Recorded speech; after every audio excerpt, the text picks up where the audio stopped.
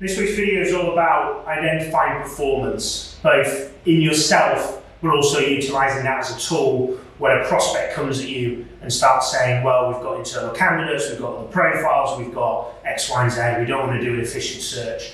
Really great tool for your positioning retained business, but this is the understanding of the dangers of certainly these three areas within an organisation and focusing on identifying these people, but being able to portray that to a particular client that you're working with at the moment, or obviously with regards to a prospect. So something I was thinking about on the way in this morning is the performance of an individual in a company.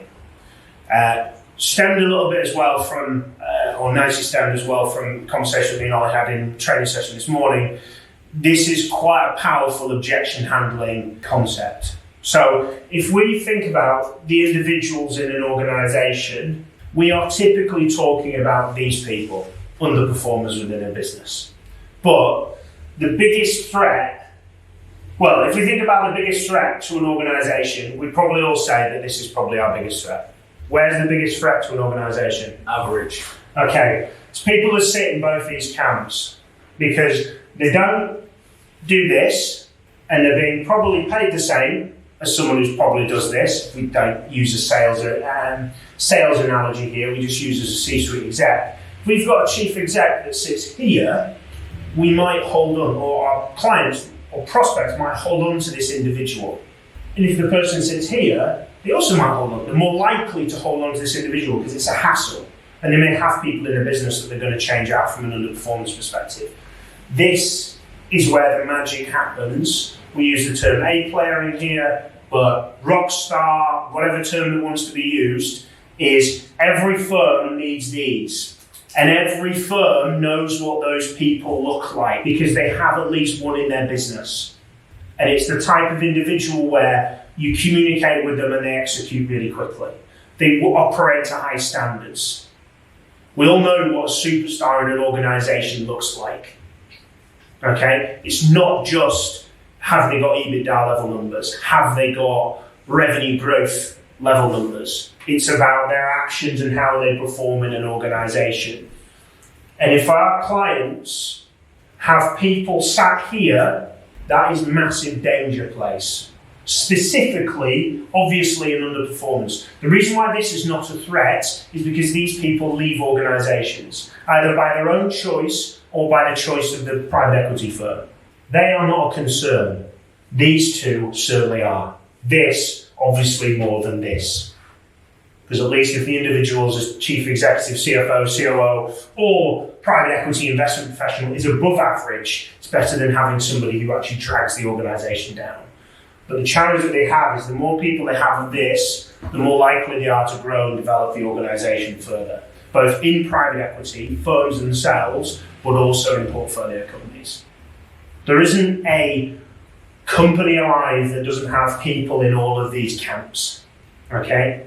These guys way out, these guys possibly not way out, hanging on because potentially of these guys. But if you get rid of underperformance, below average becomes underperformance. And then your above average potentially becomes your below average.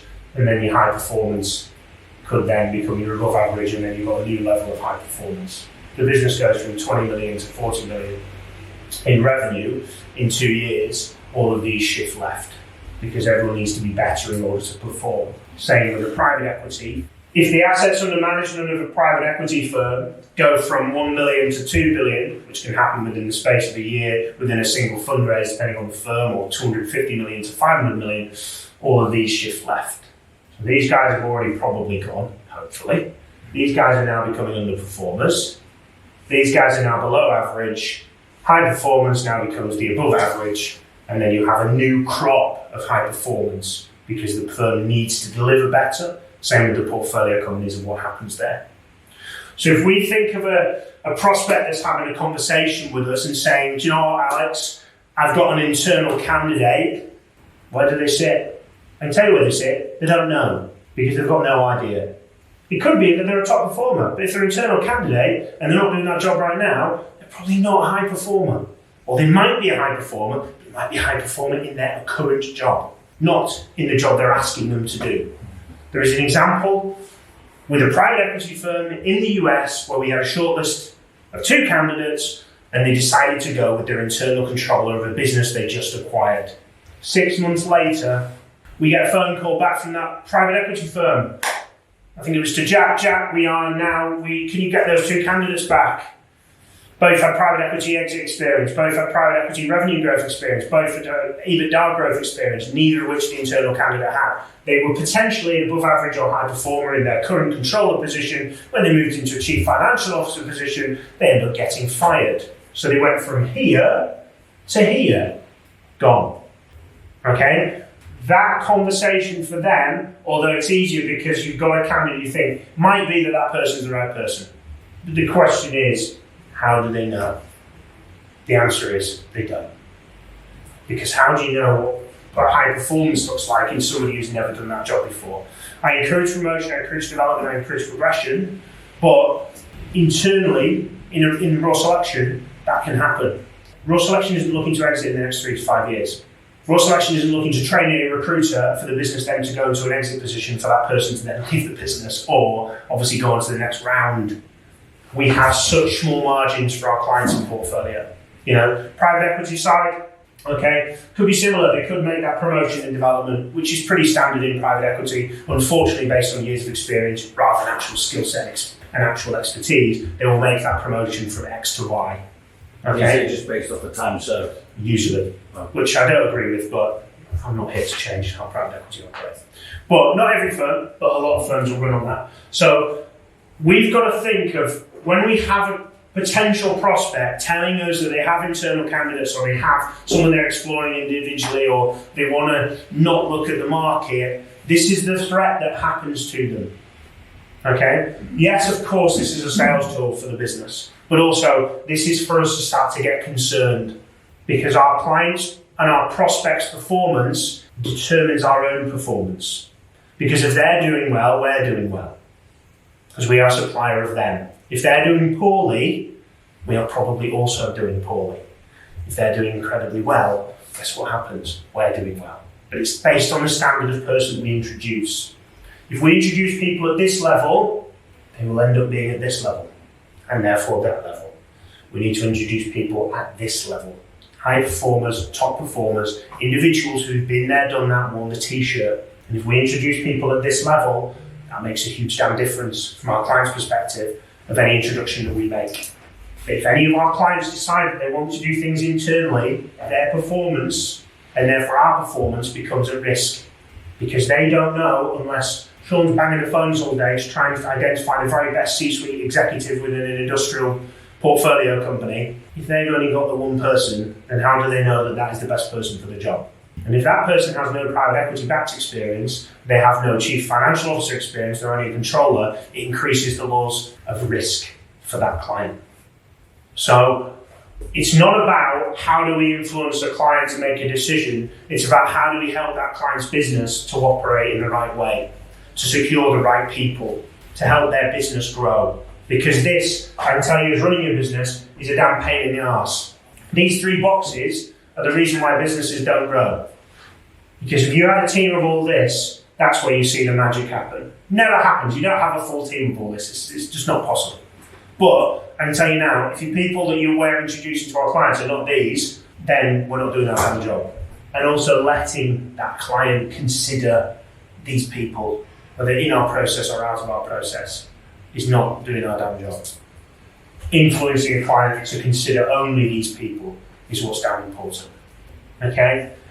This is so damn simple, but these 2 especially really damn hurt a business.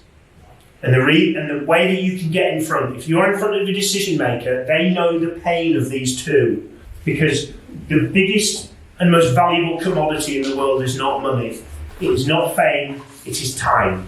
Nobody can swap time for anything, but any decision maker that has somebody in these 2 camps especially, even in this one, will know what happens. They're in conversations, they're always talking about them, they keep them up at night. They're not doing their job properly, they have to follow up with them all the time. They're not accountable to their own actions. They probably complain a lot. Millions of different reasons why these guys. But if a decision maker is always thinking about that, it's bringing that ability to bring that pain out. is how do you know as a client that this person or this prospect, that this person is a high performer at what they do?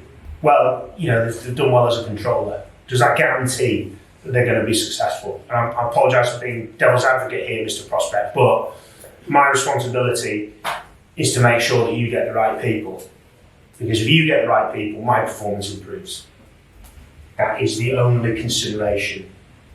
Now, if you look at your own career, you're going to be in areas of these for each individual elements. There's areas of this that I sit in. Okay? There's areas of this that I sit in. There's areas that I sit in. There's areas of this that I sit in. But when you look at your overall position, you want to be here. And it's about thinking, what does that look like? And what do you need to action in order to be in that camp? It isn't just deals on the board. It's everything that considers within your career. Yes, revenue. Yes, billing. Yes, X. Yes, Y. But this is where you want to be in each level of you're going to stem across these. Okay, I used to be here when it came to finance. I'm certainly here when it comes to blue maths. But fortunately, calculators and spreadsheets mean they get rid of it, right? So now I've become possibly here with mathematics on the basis of tools. But I now would say I'm probably here with regards to, potentially here with regards to finance. So where do you sit within the individual elements of your role? Where are you on sourcing?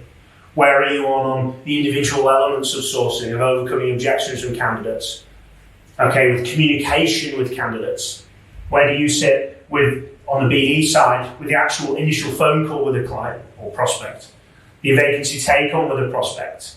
The objection handling with a prospect? The retainer pitch with a prospect?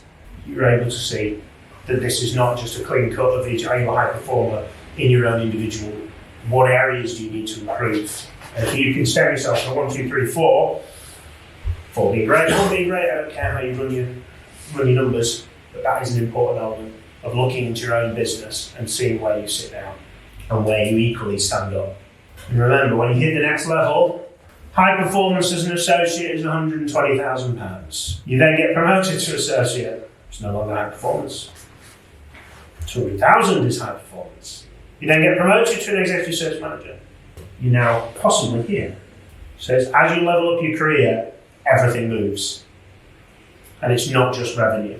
Because as soon as you become here, say you're here as a senior associate and then you then get promoted because your ambition is to be a manager, well, where do we sit then from a management perspective? I've never done management before, so possibly an underperformance. You've been prepared through a mentoring program, etc.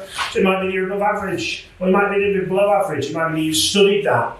So you understand management, you've read Ken Blanchard's books, you've gone through 1 Minute Manager, you've gone through 1 Minute Coaching, you've gone through Gung Ho, and therefore you've gone through a management development training, and therefore you're higher up here.